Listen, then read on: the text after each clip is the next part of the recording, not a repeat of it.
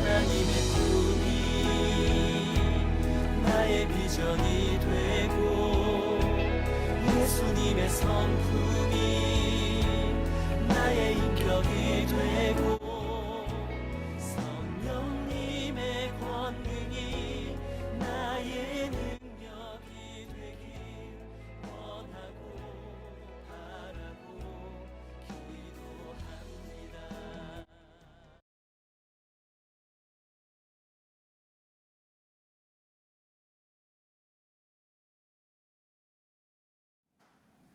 다 같이 조용한 기도하심으로 9월 20일 주일 예배 시작하겠습니다.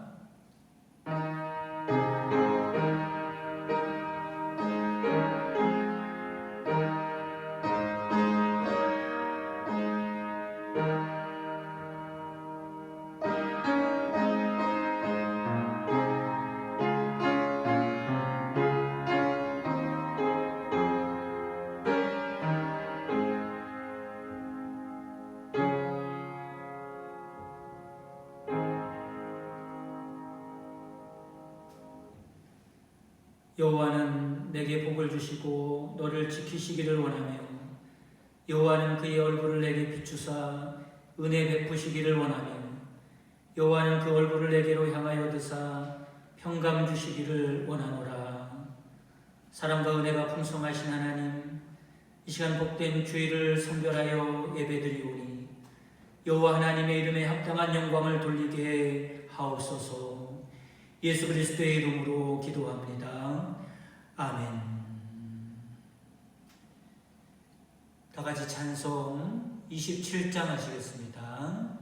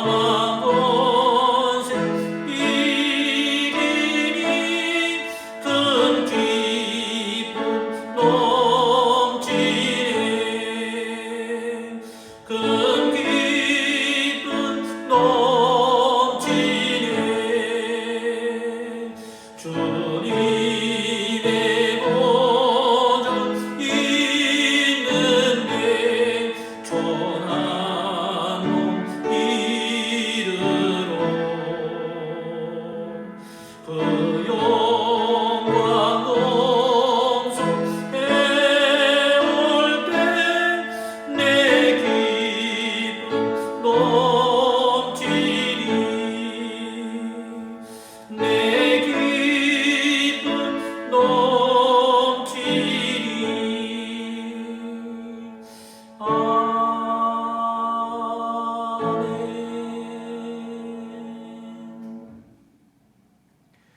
같이 교동문 66번 하시겠습니다. 시편 150편입니다. 할렐루야. 그의 성수에서 하나님을 찬양하며 그의 권능의 궁창에서 그를 찬양할지어다.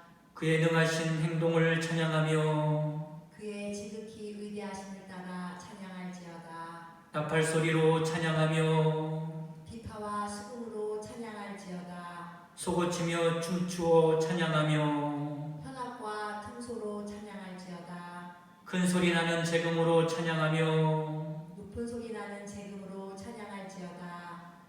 호흡이 있는 자마다 여호와를 찬양할지어다. 할렐루야. 아멘.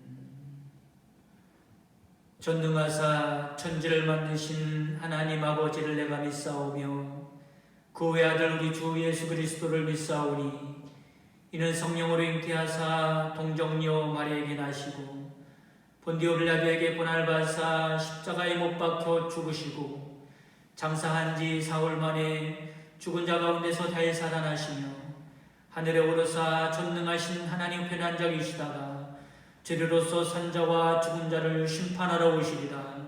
성령을 믿사오며 거룩한 공예와 성도가 서로 교통하는 것과 죄를 사하여 주시는 것과 몸이 다히 사는 것과 영원히 사는 것을 믿사옵나이다.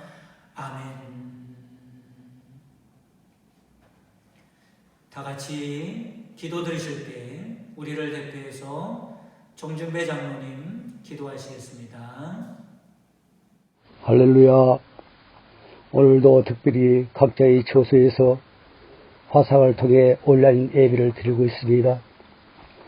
성전에서 드리지 못하는 애타는 마음 아시는 주님, 우리의 마음을 받아주시고 비록 성전에 나오진 못했지만 뜨거운 마음으로 온 마음 다해 예배드리게 하여 주옵소서.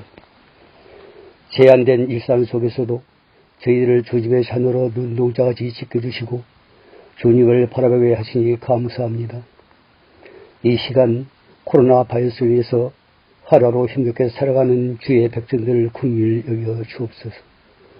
이 재앙을 속히 멈추게 하셔서 일상의 기적을 누리게 하옵시고 확진자들을 회복시켜 주옵시고 고통받는 가족들을 이루하여 주옵소서. 삶의 기반이 무너져버린 이웃들과 고생하는 어르신들과 봉사들을 붙들어 주옵소서. 각자 자리에서 제자를 다하며 재앙 속에서도 저보다 더 어려운 이웃들을 기억하게 하시고 이로하고 섬기며 사랑으로 살게 하여 주옵소서. 하나님을 경외하고 정성으로 섬기며 사랑을 실천하는 이 나라 이 민족이 되게 하여 주옵소서. 거룩한 비난처 되시는 주님을 의지하고 주님의 긍휼하심과 은혜를 간구하니 치유와 회복과 승리를 주옵시옵소서. 항상 말씀으로 저희들을 세워주시고 양육하시는 목사님께 갑절의 영광과 성령 충만과 강건함을 주옵시고 때를 돕는 은혜를 더하여 주옵소서. 또한 질병으로 고통받는 성도들을 치유하여 주시고 물질과 일토와 진로의 얼음으로 힘들어하는 이들에게 통로를 열어주시고 코로나 상황 가운데서 평안과 담담으로 모든 문제들을 이겨내게 하여 주옵소서. 한 주간도 목사님을 통해 선포되는 생명의 말씀과 십자가의 은혜로 주님과 통행하며 살아가도록 온전히 세워주시옵고 그 말씀이 우리의 삶의 능력으로 나타내게 하여 주옵소서.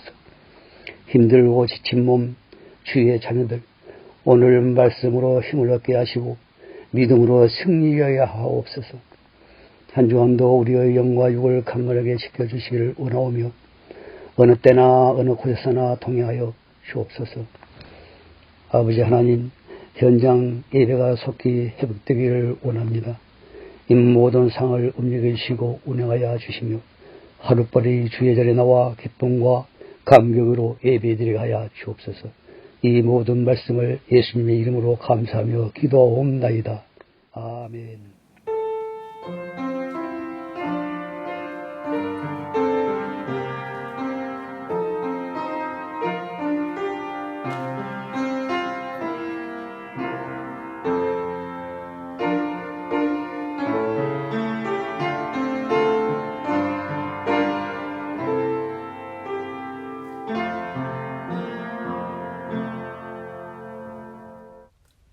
하나님 말씀은 출애굽기 19장 16절에서 19절 말씀. 셋째 날 아침에 우레와 번개와 빽빽한 구름이 산 위에 있고 나팔 소리가 매우 크게 들리니 진중에 있는 모든 백성이 다 떨더라.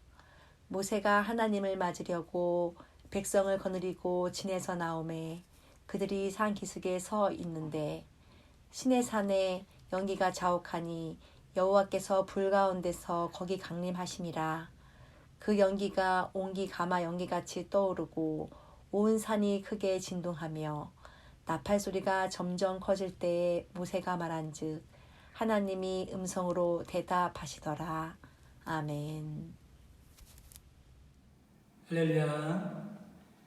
예수 그리스도의 은혜와 평강이 모든 성도님들과 가정 가운데 충만하기를 주님의 이름으로 축원합니다. 요즘 같아서는 예배를 드리고 있어도 예배가 그리운 때가 아닌가라는 생각을 해보았습니다. 이 시간에는 지난주에 이어서 참된 예배자가 누구인가라는 말씀을 드리도록 하겠습니다. 지난주에 하나님께서 이스라엘 백성들을 애굽에서 구원해내셨는데 그 구원해내신 목적이 무엇인가에 대해서 말씀을 드렸습니다. 이 목적은 우리가 구원받은 목적과 같다라고 말씀드렸죠. 여러분, 그 목적이 무엇입니까? 바로 제사 드리기 위하여 구원받았다라고 하는 것입니다. 지금으로 말하면 예배 드리기 위하여 구원받은 것입니다. 그렇다면 예배를 드리기 위하여 가장 필요한 것이 무엇일까요? 예배를 위해서 가장 필요한 것은 다른 그 무엇이 아니라 바로 예배자가 가장 필요하다라고 하는 것입니다. 왜냐하면 가인과 아벨의 이야기와 같이 예배자가 예배를 드려야 그 예배를 하나님이 받으시는 것이지 예배자가 아닌 사람이 아무리 예배를 드려도 소용이 없는 것입니다. 그러므로 우리가 구원받았다는 말은 이렇게 다르게 표현해 볼 수 있을 것입니다. 구원받았다는 것은 우리가 예배자로 부름받은 것이다. 그렇기 때문에 하나님께서 이스라엘 백성들을 구원해내시기는 했지만 이게 다가 아니라는 것이죠. 더 큰 과제가 남아있는데 그것은 어떻게 예배자로 만들 것인가 라고 하는 것입니다. 여러분, 우리들도 마찬가지입니다. 우리들이 구원받은 것이 다가 아닙니다. 구원받았다면 그 무엇보다도 온전한 예배자가 되어야 할 과제가 남아있다는 것을 분명하게 깨달으시기 바랍니다. 그렇다면 이스라엘 백성들의 영적인 현 주소가 무엇인가부터 알 필요가 있습니다. 그 당시 이스라엘 백성들의 영적인 상태가 어땠을까라고 하는 것이죠. 사실 이스라엘 백성들은 애굽에서 430년을 살면서 예배는 고사하고 하나님에 대한 이해나 인식조차 사라진 그런 상태였습니다. 그렇기 때문에 영적인 진공 상태와 같은 이스라엘 백성들을 예배자로 만든다고 하는 것은 결코 쉬운 일이 아니었죠. 우리가 잘 아는 헬렌 켈러라고 하는 소녀가 있습니다. 그녀는 보지도 못했고 듣지도 못했고 말도 할 수 없는 삼중고를 가지고 있었습니다. 그렇기 때문에 그녀에게 가장 큰 문제는 사물을 인식할 수 있는 수단이 거의 없다는 사실입니다. 어떤 사물이 있을 때 그 사물을 여러 가지 감각을 통해서 인식하거든요. 그런데 보지도 못하고 듣지도 못하기 때문에 또 의사소통도 안 되기 때문에 사물을 인식해내기란 거의 불가능했습니다. 그래서 그녀의 인식세계 안에는 어떤 사물에 대한 그림도 없는 상태였죠. 이런 상태에서 무엇인가를 인식하게 하고 이름을 알게 하는 일은 상상을 초월할 만큼 어려운 일이었습니다. 다행히 설리반 선생님의 인내와 노력으로 이 작업이 가능하게 되었는데 무려 7년이나 걸렸다고 합니다. 영상을 하나 보실 텐데 이 영상 속에서 기뻐하는 이 순간이 바로 아무것도 몰랐던 헬렌 켈러가 사물을 인식하고 이름을 알게 되는 그 시작 지점이 되는 것입니다.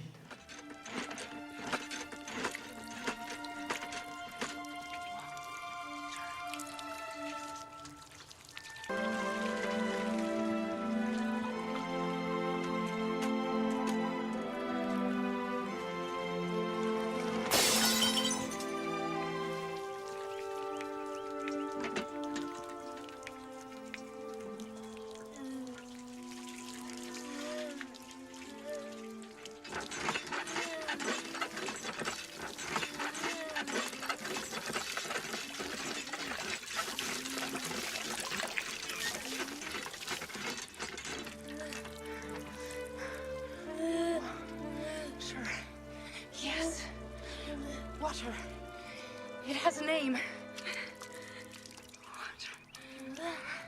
Yes. Yes. Yes. Yes. Yes. Yes. Water. Yes. Flower. Captain! Mrs. Keller, come quickly! She knows! Mrs. Keller! She knows! She knows! Mother!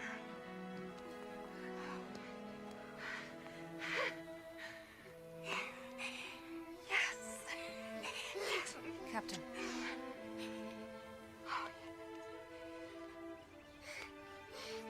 Papa.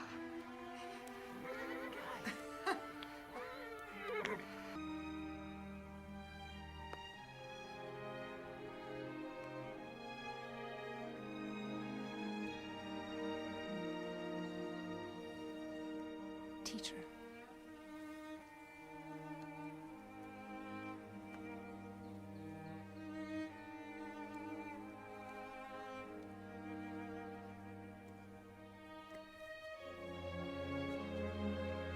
Yes, teacher.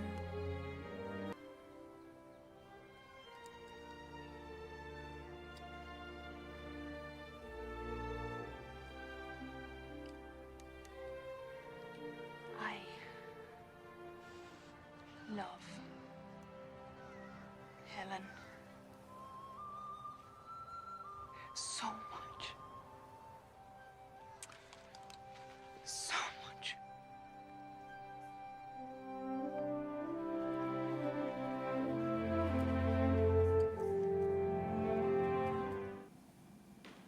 마찬가지로 예배 원형을 잃어버린 이스라엘 백성들을 예배자로 만드는 일이야말로 이처럼 어려운 과정이 필요했습니다. 그런데 예배자로 만드는 일이 아무리 어렵더라도 예배자가 되는 것은 구원받은 사람들에게 생명과 같이 중요한 일이기 때문에 안 할 수 없는 꼭 해야만 하는 일이었지요. 그렇다면 이스라엘 백성들 예배자로 만들기 위하여 첫 번째 행했던 조치가 무엇일까요? 그것은 하나님께 부르짖게 했다는 것입니다. 출애굽기 2장 23절 말씀에 보면 여러 해 후에 애굽 왕은 죽었고 이스라엘 자손은 고된 노동으로 말미암아 탄식하며 부르짖으니 그 고된 노동으로 말미암아 부르짖는 소리가 하나님께 상달된지라 라고 말씀합니다. 이 말씀에 의하면 이스라엘 백성들을 구원해내기 전부터 하나님께 부르짖도록 만들었다는 겁니다. 그리고 구원해내고도 이 작업이 계속됐습니다. 홍해바다 앞에서도 부르짖게 하셨고 먹을 것이 없을 때도 느비림 반석 앞에서도 아멜렉을 만났을 때도 목숨을 걸고 부르짖게 만드셨습니다. 그렇다면 여러분, 하나님께서 왜 이렇게 부르짖게 하셨을까요? 그것은 인간에게 하나님이 얼마나 필요한 분인가를 뼈저리게 알 수 있도록 부르짖게 하신 것입니다. 애굽에 살 때는 시키는 일만 하면 먹고 살 수 있었습니다. 나름대로 살아갈 방법이 있었던 것이죠. 그리고 이것이 인생의 전부인 줄 알았습니다. 그런데 광야는 달랐습니다. 광야는 살 방법이 없는 것입니다. 인간의 방법이 통하지 않는 것입니다. 그러니 어떻게 하겠습니까? 철저하게 하나님을 의지하고 부르짖을 수밖에 없었던 것입니다.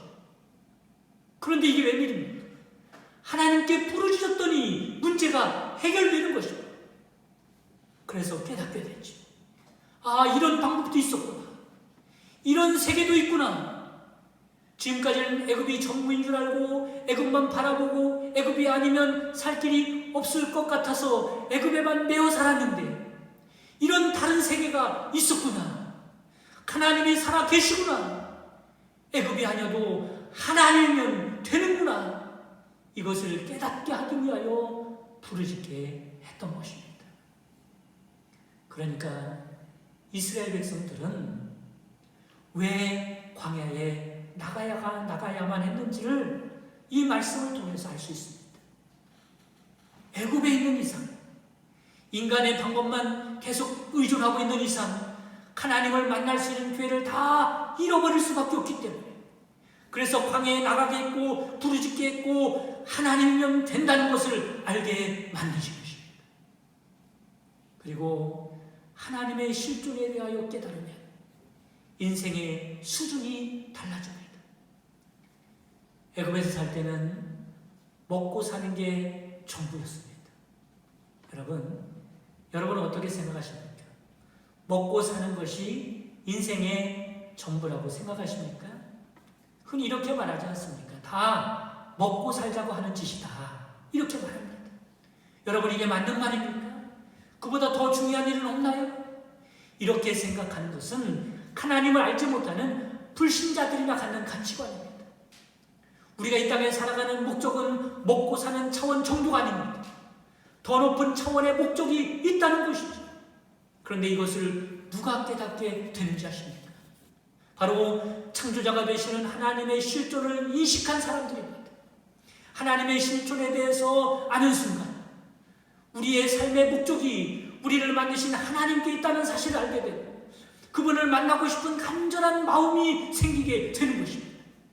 여러분, 이것이 예배자가 가져야 하는 가장 기본적인 마음입니다. 왜냐하면 하나님을 만나는 것이 바로 예배이기 때문에 그렇습니다.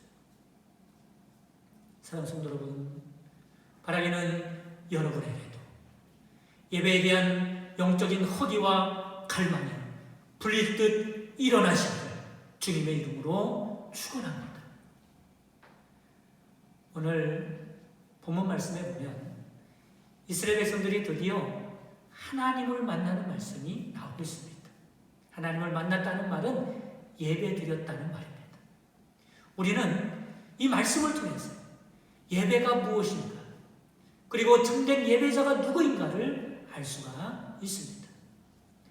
본문에 보면 이스라엘 백성들이 이틀 동안 하나님을 만나기 위하여 예배를 준비합니다. 그리고 셋째 날이 되어서 드디어 하나님을 만나게 되죠. 그러면 이스라엘 백성들이 어떻게 하나님을 만나게 되었을까? 오늘 본문 16절 말씀에 보면 셋째 날 아침에 우레와 번개와 빽빽한 구름이 산 위에 있고 나팔 소리가 매우 크게 들리니 진중에 있는 모든 백성이 다 떨더라 라고 말씀합니다. 이 말씀에 보면 이스라엘 백성들이 특별한 초자연적인 현상으로 하나님을 만나고 있다는 것을 알 수 있습니다. 하나님을 어떤 이미지로 만나고 있다는 것을 알 수 있습니다. 그렇습니다. 하나님은 가장 먼저 우리를 만나주실 때 특별한 현상이나 어떤 특별한 사건을 통하여 만나주시는 경우가 많습니다. 왜냐하면 하나님의 실존에 대한 강력한 이미지를 심어주기 위해서 그렇습니다. 우리는 이런 현상의 경험을 통해서 정말로 하나님이 살아계시는구나라고 하는 것을 알게 되죠. 계속해서 하나님을 만나는 다른 방법에 대해서 나오고 있습니다. 모세가 이스라엘 백성들을 일정한 경계 밖에 세워두고 그 현상 속으로 들어가게 됩니다. 그랬더니 그 현상의 실체가 드러나기 시작하죠. 오늘 보면 18절 19절 말씀에 이렇게 말씀합니다. 신의 산의 연기가 자욱하니 여호와께서 불 가운데서 거기 강림하시니라. 그 연기가 옹기 가마 연기같이 떠오르고 온 산이 크게 진동하며 나팔 소리가 점점 커질 때에 라고 말씀합니다. 모세가 그 현상, 그 이미지에 가까이 가서 보았더니 멀리서 보았던 현상의 실체를 알게 됐는데 그 실체가 무엇입니까? 바로 하나님의 임재하신 모습이 그렇게 나타나 보였던 것입니다. 그리고 드디어 모세가 하나님을 만나게 되는데 무엇으로 만나게 되는지 잘 보시기 바랍니다. 19절 말씀에 이렇게 말씀합니다. 모세가 말한즉 하나님이 음성으로 대답하시더라. 여러분, 이처럼 예배는 하나님을 만나는 것입니다. 그런데 중요한 것은 하나님을 어떻게 만나느냐라고 하는 것이죠. 우리는 여기서 같이 예배를 드려도 예배자가 누구냐에 따라서 두 부류로 나눠진다는 것을 알 수 있습니다. 그것은 이스라엘 백성들과 같이 하나님을 만나되 현상으로 만나는 사람이 있고 모세와 같이 하나님을 말씀으로 만나는 사람이 있더라는 것이죠. 물론 이스라엘 백성들과 같이 현상으로 만날 수도 있습니다. 그것도 하나님을 만난 것이죠. 그러나 중요한 것은 거기에서 머물러서는 안 된다는 것입니다. 결국에 우리는 어디까지 나가야 합니까? 말씀으로 하나님을 만나는 자리까지 나가야 한다는 말씀을 드리고 있는 것입니다. 예배가 뭔지 잘 모르는 사람들은 현상만 봅니다. 그리고 현상을 보고 싶어하고 현상을 보려고 노력하고 현상을 보는 것이 전부라고 생각합니다. 그래서 신앙생활하는 사람들 중에 종종 나는 뭐를 보았다, 나는 뭐를 경험했다, 기적을 체험했다, 이런 것을 중요하게 여기는 사람이 있어요. 그것이 전부라고 생각하는 사람이 있습니다.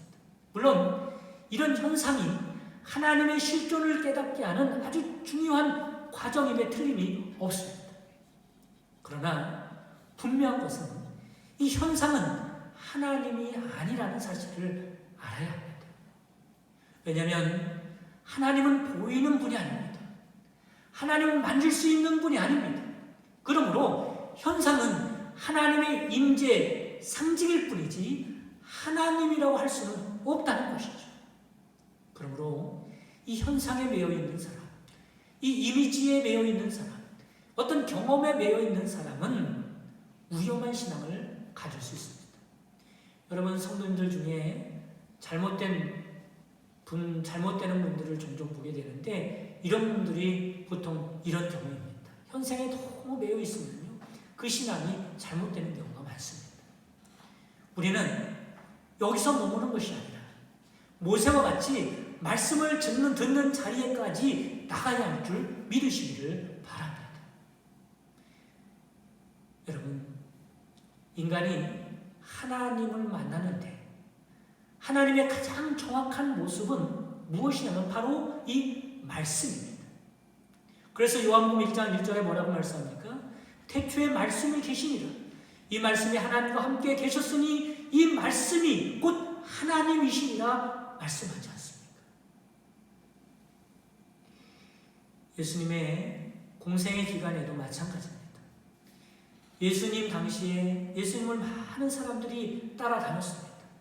그런데 예수님을 따라다니는 대부분의 사람들은 예수님이 나타내시는 현상들을 보고 따라다녔어요. 병을 고치시고 오병이어의 기적을 나타내시고 죽은 자를 살리시는 이런 기적과 같은 현상을 보고 예수님을 따랐다는 사실입니다. 그러나 예수님은 단순히 현상만을 보여주고 싶으셨던 것이 아닙니다. 그 현상을 통하여 어떤 메시지를 선포하고 싶으셨던 것이죠. 그래서 이런 것들은 단순히 기적이라고 하지 아니하고 표적이라고 하는 것입니다. 그러나 예수님을 따라다니던 수많은 사람들 중에는 대부분 현상에만 관심이 있었지 그 현상을 통하여 주시고자 하는 말씀에 관심이 없어서 예수님께서 들려주시고자 하는 그 말씀을 듣지 못한 사람들이 얼마나 많은지 모릅니다. 그렇다면 중요한 것은 누가 하나님의 말씀을 들을 수 있는 자리에까지 나갈 수 있는 참된 예배자인가 라고 하는 것이지.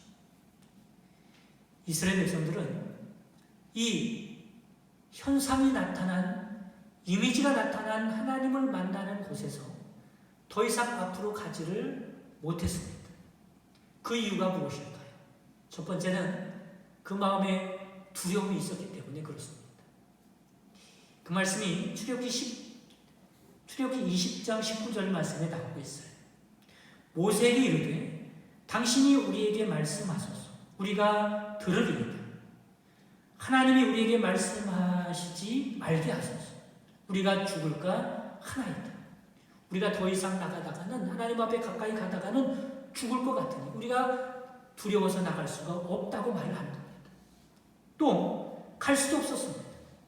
출애굽기 19장 20절 말씀에 보면 너는 백성을 위하여 주위의 경계를 정하고 이르기를 너희는 산과 산에 오르거나 그 경계를 침범하지 말지니 산을 침범하는 자는 반드시 죽임을 당할 것이라 말씀합니다. 하나님께서도 어떤 경계를 정해놓으시고 그 경계를 침범하는 자들은 누구든지 죽임을 당할 것이라고 말씀했습니다. 그런데 여러분, 모세는 죽음의 경계를 넘어서 하나님께 더 가까이 갔다는 사실입니다. 그런데도 놀랍게 모세가 죽지 않았습니다. 여러분, 모세가 정말로 죽지 않았을까요? 아닙니다. 모세는 벌써 죽었습니다. 모세가 시내산에서 하나님을 만난 것은 지금이 처음이 아니죠. 출애굽기 3장에 보면 바로 이 자리에서 하나님이 모세에게 소명을 주십니다. 이스라엘 백성들을 애굽의 바로의 손에서 구원해 내라고 모세를 보냈죠. 그때 하나님의 소명에 따르기는 쉽지 않았지만 결국에는 하나님의 부르심에 순종하게 됩니다. 이게 바로 하나님 앞에서 죽는 것입니다. 그렇기 때문에 죽었다는 말은 이제부터는 내 뜻대로 살아가는 것이 아니라 하나님의 뜻대로 살아가는 사람이 되겠습니다 라고 하는 것이 죽는 것입니다. 이처럼 모세는 벌써 죽은 사람이었기 때문에 죽지 않으면 넘지 못하는 경계를 넘어서 하나님의 말씀이 있는 곳까지 가서 말씀의 하나님을 만난 것입니다. 이처럼 참된 예배자인가 그렇지 않은가를 가르는 중요한 기준은 죽었는가 죽지 않았는가 라고 하는 것입니다. 그러므로 로마서 12장 1절에 뭐라고 말씀합니까? 그러므로 형제들아 내가 하나님의 모든 자비하심으로 너희를 권하노니 너희 몸을 하나님이 기뻐하시는 거룩한 산 제물로 드리라. 이는 너희가 드릴 영적 예배니라 말씀합니다. 너희 몸을 하나님이 기뻐하시는 거룩한 산 제물로 드리라는 겁니다. 제물로 드리라는 거예요. 여러분, 제물이라 함은 무엇을 전제한 말입니까? 죽었다는 것을 전제한 말입니다. 그러므로 제물로 드리라고 하는 것은 죽으라는 말씀입니다. 제물인데 어떤 제물입니까? 산제물이라는 거예요. 그래서 산제물이라고 하는 것은 살긴 사는데 자신의 뜻을 이루기 위하여 사는 것이 아니라 하나님의 뜻을 이루기 위하여 살라는 것입니다. 이게 우리가 드릴 영적 예배라는 것이죠. 그러면 말씀을 받았으면 그 다음에 해야 할 것이 무엇일까요? 그것은 순종입니다. 이 순종은 누가 할 수 있을까요? 역시 죽은 자만 할 수 있습니다. 그러므로 하나님은 처음부터 죽은 자만 말씀으로 만나주신 것입니다. 죽은 자만이 그 말씀에 순종할 수 있기 때문에 그렇습니다. 이런 말씀이 잘 나타나 있는 성경이 마태복음 5장 21절에서 24절 말씀입니다. 제가 읽어드리도록 하겠습니다. 옛사람에게 말한 바 살인하지 말라. 누구든지 살인하면 심판을 받게 되리라 하였다는 것을 너희가 들었으나 나는 너에게 이르노니 형제에게 노하는 자마다 심판을 받게 되고 형제를 대하여 나가라 하는 자는 공회에 잡혀가게 되고 미련한 놈이라 하는 자는 지옥불에 들어가게 되리라. 그러므로 예물을 제단에 드리려다가 거기서 내 형제에게 원망 들을 만한 일이 있는 것이 생각나거든 예물을 제단 앞에 두고 먼저 가서 형제와 화목하고 그 후에 와서 예물을 드리라 말씀합니다. 여러분, 이 말씀의 내용이 이런 말씀입니다. 네가 예배 드리기 전에 참 예배자인지 먼저 살펴보라는 겁니다. 내가 아직도 하나님의 말씀과 맞지 않는 너의 주장, 너의 고집, 너의 감정, 너의 철학이나 사상을 내세우면서 하나님 앞에 왔다면, 아직도 죽지 않고 하나님 앞에 나왔다면 너는 예배 드릴 수 없는 자라는 것입니다. 이런 사람은 하나님의 말씀으로 만나 주시지도 않을 뿐더러 만나줘야 소용이 없는 사람이기 때문에 그렇습니다. 그렇다면 하나님의 말씀에 순종할 때 어떤 일이 일어날까요? 하나님의 말씀에 순종할 때 내 인생을 통하여 하나님의 살아계심, 하나님의 일하심, 하나님의 영광이 세상에 드러나는 줄 믿으시기를 바랍니다. 바로 이것이 우리의 본분이요 우리가 사는 목적입니다. 그러므로 하나님의 말씀을 만나는 것이 예배고 그 말씀을 성취하여 하나님의 영광을 세상에 드러내는 데까지 가는 것이 예배의 목적지인 것입니다. 그렇기 때문에 그 사람이 참된 예배자인가 확인해 보려면 삶을 통하여 하나님의 영광을 드러내고 살아가는가를 살펴보면 되는 것입니다. 여러분, 이번 코로나 사태로 기독교가 크고 깊은 상처를 받았습니다. 그리고 이 상처는 쉽게 아물지 않고 오래도록 고통을 안겨줄 것만 같습니다. 그렇다면 여러분 생각해 보시기 바랍니다. 이 상처가 어떤 상처라고 생각하십니까? 이 상처가 하나님의 영광을 드러내려다가 입은 자랑스러운 상처라고 생각하십니까? 아니면 하나님의 영광을 드러내야 할 예배자의 모습을 잃어버려서 돌팔매질을 당한 그래서 얻은 부끄러운 상처라고 생각하십니까? 사랑하는 성도 여러분, 예배자의 모습을 다시 회복합시다. 하나님 앞에서 내 뜻을 고집하고 죽지 못하는 자체가 얼마나 큰 교만이고 심각한 우상인지 모릅니다. 우리의 모든 것을 산 제물로 하나님께 온전히 드려서 하나님의 뜻을 이루어드리고 하나님의 영광을 드러내며 살아가는 참된 예배자가 되시기를 주님의 이름으로 축원합니다. 다 같이 오늘 받은 말씀 붙들고 기도하도록 하겠습니다. 우리를 구원하신 하나님, 영적으로 까막눈이었던 우리들에게 하나님을 볼 수 있는 눈을 열어주셔서 창조주 하나님을 알고 섬기고 예배드리며 살 수 있게 하시니 감사합니다. 이제 영적인 죽음의 사선을 넘어 때마다 주신 하나님의 말씀을 만나게 하시고 그 말씀을 실현하며 살아가는, 그래서 내 인생을 통하여 하나님의 영광을 드러내는 참된 예배자가 되게 하옵소서. 다 같이 기도하겠습니다. 예배하지 않는 그곳에서 주를 예배하리라. 아무도 찬양하지 않는 그곳에서 나 주를 찬양하리라. 누구도 헌신하지 않는 그곳에서 주께 헌신하리라. 누구도 증거하지 않는 그곳에서 나 주를 증거하리라.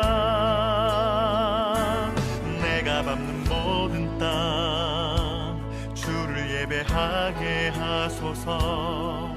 주의 보혈로 덮어지게 하소서. 내가 선이고 주의 거룩한 곳 되게 하소서. 주의 향기로 물들이소서.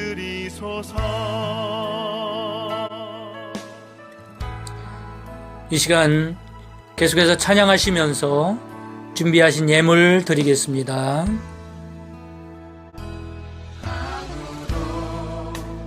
예배하지 않는 그곳에서 주를 예배하리라. 아무도 찬양하지 않는 그곳에서 나 주를 찬양하리라. 누구도 헌신하지 않는 그곳에서 주께 헌신하리라. 누구도 증거하지 않는 그곳에서 나 주를 증거하리라. 내가 밟는 모든 땅 주를 예배하게 하소서. 주의 보혈로 덮어지게 하소서. 내가 선이고 주의 거룩한 곳 되게 하소서. 주의 향기로 물들이소서. 내가 밟는 모든 땅 주를 예배하게 하소서. 주의 보혈로 덮어지게 하소서.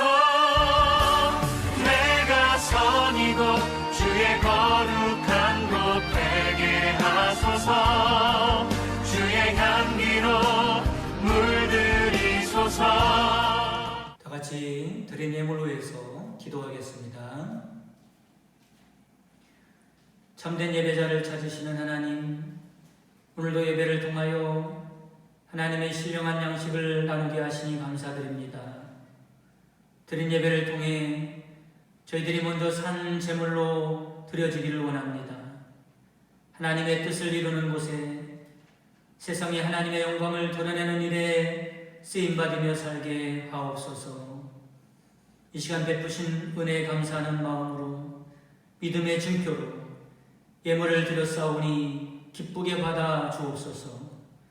드린 심령과 손길 위에 기름 부어주셔서 그 심령에 주님이 다스리는 하늘의 기쁨과 평안과 감사와 사랑이 풍성한 천국을 누리게 하시니 그 손으로 하늘 가운데 함께하여 주셔서 하나님의 신실한 사랑과 놀라운 능력을 때마다 경험하게 하옵소서.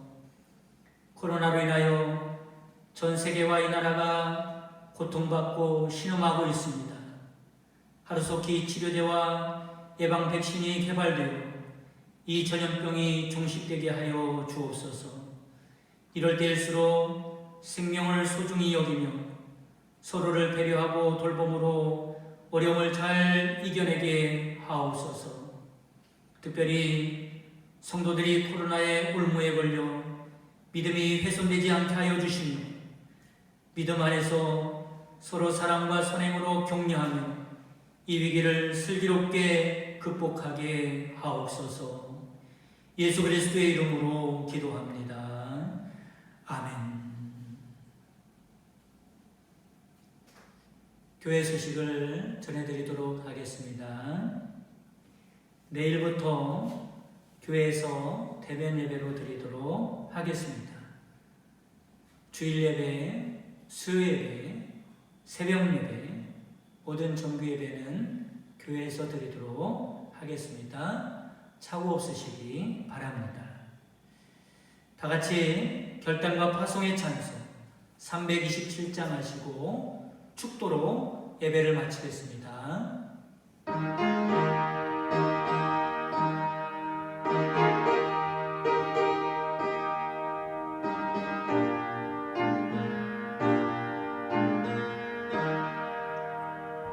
주님 주시와도 믿어 기 위해 너는 정성도 기도했나.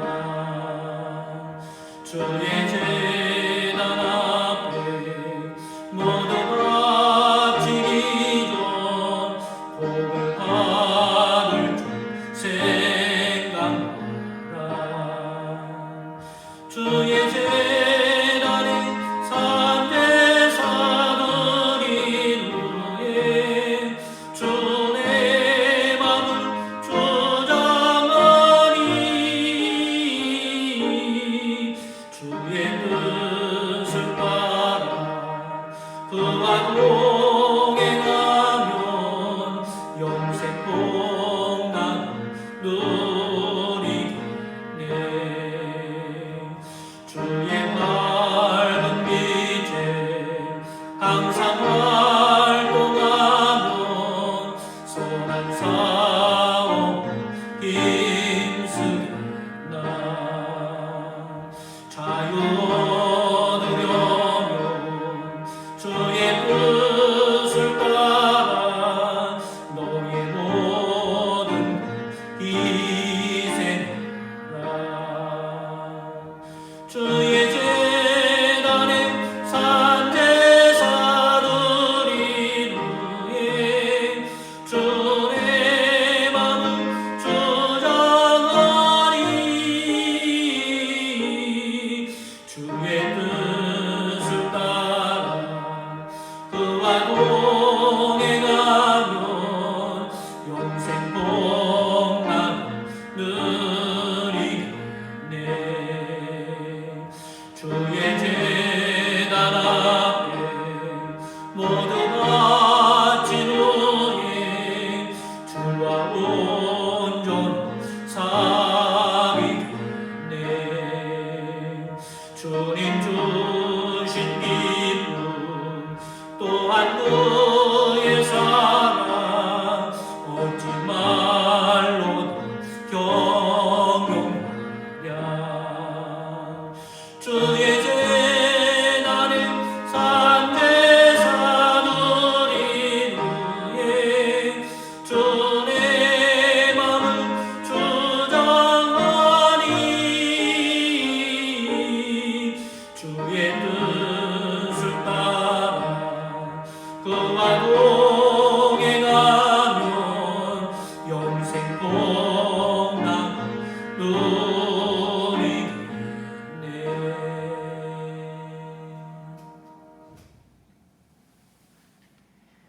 지금은 우리 주 예수 그리스도의 구속의 은총과 하나님의 크신 사랑하심과 성령님의 내주교통 충만 역사하심이 하나님 말씀으로 세상을 살리는 참된 예배자로 살기 원하는 모든 성도들 머리머리 위에와 그 가정과 사랑하는 자손들과 그 손으로 하는 모든 생업에 지금부터 영원까지 함께 계시기를 주님의 이름으로 축원하옵나이다.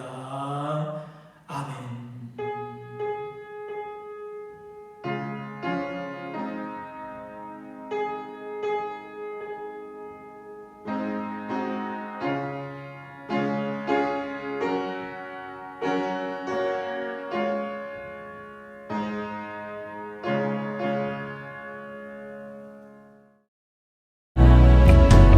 주의 길 걸어가는 동안에